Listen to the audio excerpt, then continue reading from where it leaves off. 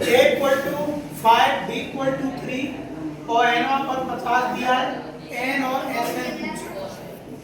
तो सबसे पहले क्या पूछा है n, तो इसके लिए an वाला फॉर्मूला लगाएंगे। तो an का फॉर्मूला क्या होता है a plus n minus 1 into D, क्योंकि sn निकालने के लिए मुझे n चाहिए। अब मुझे n नहीं पता होगा तो sn नहीं आ सकता। तो भाई an कितना है 50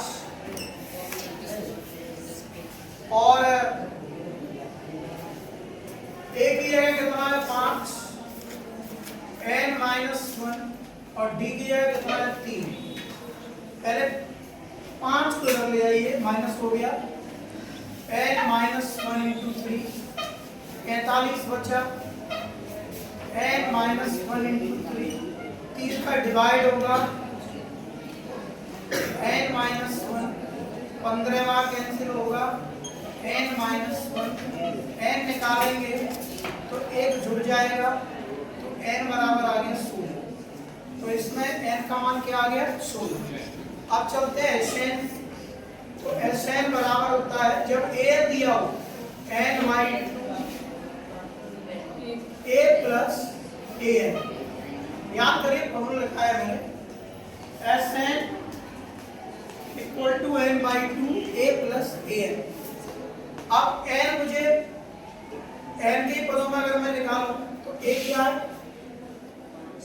5, an कितना है 50, ध्यान दो a कितना है 5, an कितना है 50, तो ये हो गया 55 n बटे 2, यदि में n बराबर 16 रख दूं तो s16 निकलेगा 55 इंटू 16 बटे 2, 8 बार कट गया 8 पंजे 40, 40 और 4 44, ये 16 पदों का ही होगा। अब चलते हैं यहाँ l जो होता है वो a नहीं होता है, अंतिम पद होता है ना वो a नहीं होता है। s दिया है sn होता है, n दिया है a पूछा है, तो फॉर्मूला Sn बराबर n by 2 a plus an कभी लिखाया है मैंने। तो Sn बराबर n by 2 a plus n, अंतिम पद और an एक ही बात होती है। अब Sn कितना है 144, n कितना है 9, a पूछा है, l कितना है 28, 9 से कटेगा 16, 2 का गुणा हो जाएगा इसमें a प्लस 28, 16 दूनी 32, a प्लस 28, 28 घट जाएगा बेटा 32 में, तो a बराबर कितना आ जाएगा, बस कर रहे हैं बढ़िया। 636 योग के लिए ये समांतर श्रेणी है, इसके कितने पद लेने पड़ेंगे, मतलब योग दे दिया है यस सर, और पूछा क्या है पदों की संख्या n क्या है ये पूछा, क्या पूछा है n। तो देखो यहाँ Sn दिया है 636,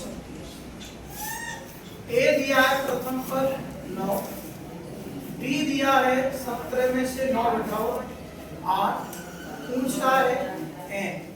तो Sn का फॉर्मूला होता है n by 2 2a plus n minus 1 into D, ये फॉर्मूला लगाएंगे।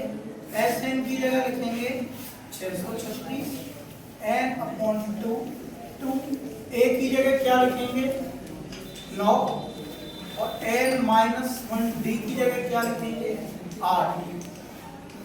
बेटा 2 का इधर मल्टीप्लाई हो जाएगा, या एक काम कर लेता हूं मैं, यहाँ से अंदर से 2 कॉमन ले लेता हूं, यहाँ रह गया 9, यहाँ 2 का भाग देंगे 4, n माइनस 1, 2 से ये 2 कट गया, n का गुणा कर दो अंदर भाई, नहीं